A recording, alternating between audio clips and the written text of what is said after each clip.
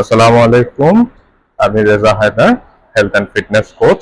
তো থাম্বনেল দেখে হয়তো বুঝে গেছেন যে আজকের বিষয়টা হচ্ছে আমাদের ট্রাইসেপের উপরে, ট্রাইসেপ মাসল।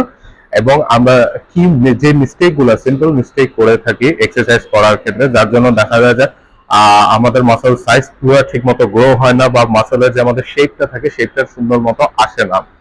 তো অবশ্যই আমাদের 3D লুক আনার জন্য বা মাসেলের ওভারঅল ডেভেলপমেন্টের জন্য আমাদের প্রয়োজন হয় আইসোলেট মুভমেন্ট গুলো। এবং এই আইসোলেট মুভমেন্ট গুলো যদি আমরা প্রপার ওয়েতে মাসেলকে টার্গেট করতে না পারি, তখন দেখা যায় যে আমাদের মাসেলের মানে সাইজটা ঠিক মতো গ্রো হয় না বা 3D লুকটা আসে না।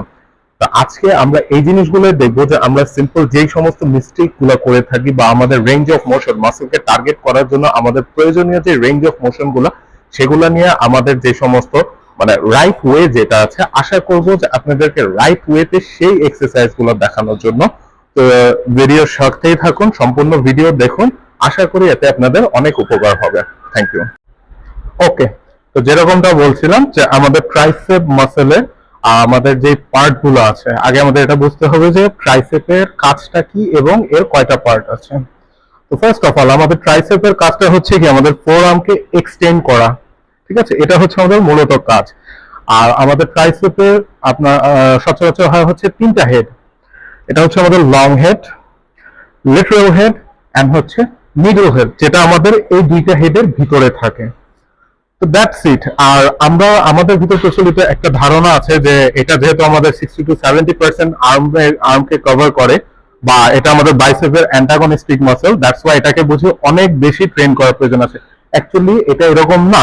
কারণ এটা যদি দেখা যায়, এটা কিন্তু খুব ছোট একটা মাসল পার্ট। আমাদের বাইসেপ এবং ট্রাইসেপ এগুলো কিন্তু আইসোলেট মুভমেন্টের আমাদের যখন করতে যাই, তো এটা দেখতে হবে যে ওই তুলনায় কিন্তু আমাদের মাসলের সাইজটা খুব একটা বড় না। আমাদের কম্পাউন্ড মুভমেন্টে যখন আমরা বড় মাসেল গ্রুপ গুলাকে ট্রেন করি, সেগুলোর থেকে আমরা যখন আইসোলেটলি আমাদের যখন ছোট মাসেল গুলাকে টার্গেট করি, তো এগুলোর সাইজ খুব একটা বেশি বড় থাকে না। আর এটাকে ট্রেন করার জন্য আমরা যে সমস্ত আরো প্রচলিত ভুল করে থাকি, যে তার মধ্যে একটি হচ্ছে আমাদের প্রোগ্রেসিভ ওভারলোড। এই মাসেলকে ট্রেন করার জন্য আমাদের অত ওভারলোডের প্রয়োজন হয় না, শুধু প্রয়োজন হচ্ছে কি রাইট ফর্মে রাইট টেকনিকটা ইউজ করা। হ্যাঁ, তো আমাদের হচ্ছে যে এটা ট্রেন করার জন্য মূলত আমাদের যখন আমরা লং হেডকে ট্রেন করি, যে কোনো আমরা ওভারহেড এক্সটেনশন মূলক যখন অ্যাক্টিভিটি গুলো করি, যে আমাদের এটার জয়েন্টটা কোথা থেকে, আমাদের স্ক্যাপুলা থেকে আমাদের যে আলনা পর্যন্ত আছে, এই পর্যন্ত হচ্ছে এর জয়েন্টটা। তো এই জয়েন্টটাকে আমাদের আগে বুঝতে হবে যে ভেরিয়েন্টটা কি। তো যখনই আমরা ওভারহেড, আপনি যেটা যে কোনো এক্সারসাইজ করতে পারেন, ওভারহেড এক্সটেনশন লাগান বা স্কাল প্রেসার লাগান, আপনার কিন্তু সেম মুভমেন্টই হচ্ছে। আপনার যেটা সুইটেবল হয় আপনি ওটা দিয়ে এটা এই এক্সারসাইজটা পারফর্ম করতে পারেন। তো দেখা যাচ্ছে এটা হয়ে যাচ্ছে আমাদের লং হেডের জন্য। এন্ড আপনি যে কোনো পুশ ডাউন মুভমেন্ট করেন, পুলি পুশ ডাউন করেন বা রোপ প্রেস ডাউন করেন, তখন হচ্ছে কি আপনার শর্ট হেড যেটা আছে বা আমাদের লিটারাল হেড যেটা আছে, এটাকে আমরা টার্গেট করতে পারছি। And third,